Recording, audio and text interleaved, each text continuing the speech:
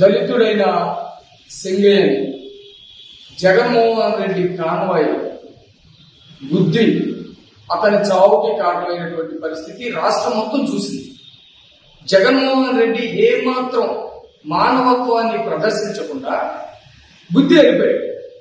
వాళ్ళకి సంబంధించినటువంటి కార్యకర్తలు కూడా మానవత్వాన్ని ప్రదర్శించకుండా లాగి ముళ్ళ పొదల్లో పడేసి వెళ్ళిపోయినటువంటి పరిస్థితి.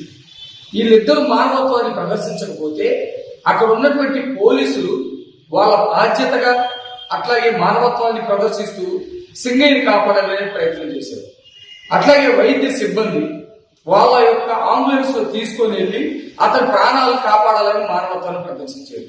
ఈ రెండే కాకుండా తెలుగుదేశం పార్టీకి సంబంధించినటువంటి వాళ్ళు కూడా ఆయన పార్టీతో మనకు అనవసరం, అతను చిన్న కార్యకర్త, మా ఊరికి సంబంధించినటువంటి వ్యక్తి అని చెప్పేసి కల్లూరి శ్రీనివాస్ అని అతను వెళ్ళి సింగయ్య భార్యను పరామర్శించి కొంత డబ్బులు ఇచ్చి ఇంకా ఏదైనా అవసరం అయితే నన్ను అడుగమ్మని చెప్పాడు. అట్లాగే లోకేష్ గారు కొంతమందిని పంపించి అమ్మా మీ భర్త అట్లా చనిపోయాడు, మీ పిల్లలకు కానీ మీకు కానీ ఏదైనా అవసరం ఉంటే మేము సహాయం చేస్తామని ఒక దళితుడైనటువంటి మైనర్ బాబు అనే తెలుగుదేశం పార్టీ జిల్లా అధ్యక్షుడిని పంపించారు. ఒక పక్కన మానవత్వాన్ని మరిచినటువంటి జగన్మోహన్ రెడ్డి కనపడతా ఉన్నాడు, ఒక పక్కన మానవత్వాన్ని ప్రదర్శించినటువంటి తెలుగుదేశం పార్టీ, పోలీసు, వైద్య శాఖకు సంబంధించినటువంటి వాళ్ళు కనపడుతున్నారు. ఇంత జరుగుతున్నా కూడా ఒక్కసారి జగన్మోహన్ రెడ్డి మాట్లాడకపోగా 15 రోజుల తర్వాత ఈ కేసు తన మెడకు చుట్టుకుంటుందనే సంగతి తెలిసి ఎక్కడ అరెస్ట్ చేస్తారేమోనని భయపడి అతను ఒక కొత్త ఎత్తుగడేసేటువంటి పరిస్థితి కనపడతాడు. ఎవరైనా సొంత కార్యకర్త గాని ప్రజలు గాని ఎవరైనా సరే చనిపోతే ఇంటికెళ్ళి పరామర్శించడం అనేది కనీస నైతిక ధర్మం, కనీసం వాళ్ళకి ఇచ్చేటువంటి గౌరవం.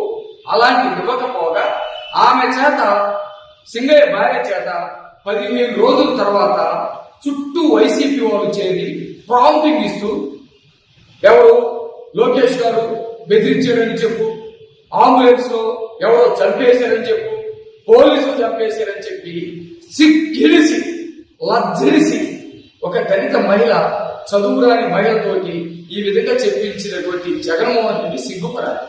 ఈ విషయంలో ముఖ్యమంత్రి చంద్రబాబు నాయుడు గారు వేదనకి గురై జగన్మోహన్ రెడ్డి ఇట్లాంటి లుచ్చ రాజకీయాలు చేస్తా ఉన్నాడని ఆవేదన చెంది ఒక దళితుడైనటువంటి సింగయ్యని గుద్దుకొని వెళ్ళిపోవడమే కాకుండా కుక్కలకుని లాగినట్టు లాగి పక్కన పడేసేరు అని అంటే విచిత్రంగా దళితుల్ని కుక్కలు అన్నారని చెప్పేసి ప్రచారం చేస్తారు. దాంట్లో చంద్రబాబు నాయుడు గారు దళితులను ఎక్కడ అందించారా? ఆ రోజు కూడా దళితులందరూ పేదరికంలో ఉన్నారు, దళితుల్లో ఎవరైనా పుట్టాలని, పేదరికంలో పుట్టాలని ఎవరైనా అనుకుంటారా అని అడిగితే దళితుల్లో ఎవరు పుట్టాలని ఆ రోజు ప్రచారం చేశారు.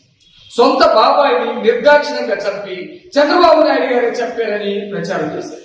ఇలాంటి నీచుడితోటి రాజకీయాలు చేయాల్సినటువంటి పరిస్థితి ఆంధ్రప్రదేశ్ లో మాకు గాని, మా నాయకుడైనటువంటి చంద్రబాబు నాయుడు గారు గాని, మా నాయకుడైనటువంటి లోకేష్ గారు గాని రావడం అనేది చాలా బాధపడతా ఉన్నాం. అన్ని అబద్ధాలు.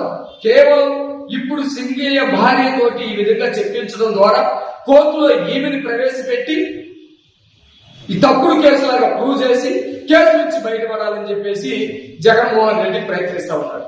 ఇంతకంటే దారుణం లేదు. తెలుగుదేశం పార్టీకి దళితులంటే ప్రేమ ఉంది, తెలుగుదేశం పార్టీ దళితులను ప్రేమిస్తుంది, తెలుగుదేశం పార్టీ దళితుల కోసం అనేకమైనటువంటి పథకాలు తీసుకొచ్చింది. దళితుల ఆరాధ్య దైవమైనటువంటి అంబేద్కర్ గారిని పూజించేటువంటి నాయకుడి దగ్గర దళితులు తెలుగుదేశం పార్టీలో పనిచేస్తా ఉన్నారు అన్నది మాటలు అన్నట్టుగా క్రియేట్ చేసి జగన్మోహన్ రెడ్డి లుచ్చ రాజకీయాలకి తెరదింపుతా ఉన్నారు. ఈ సందర్భంగా నేను ఒకటే చెప్తా ఉన్నా, రాష్ట్రంలో ఉన్నటువంటి దళితులందరూ అప్రమత్తంగా ఉండండి. మన యొక్క మానాలతోటి, మన యొక్క ప్రాణాలతోటి, మన యొక్క జీవితాలతోటి, మన యొక్క ఆత్మగౌరవంతో జగన్మోహన్ రెడ్డి రాజకీయాలు చేయాలని చూస్తూ ఉన్నాడు.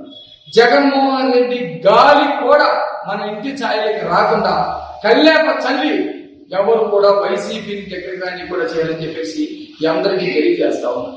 కాబట్టి జగన్మోహన్ రెడ్డి దళితుల జీవితాలతోటి చేయాలనుకునేటువంటి రాజకీయాన్ని తిప్పికొట్టాలని సందర్భంగా నేను మిమ్మల్ని అందరూ కోరుకుంటా ఉన్నాను.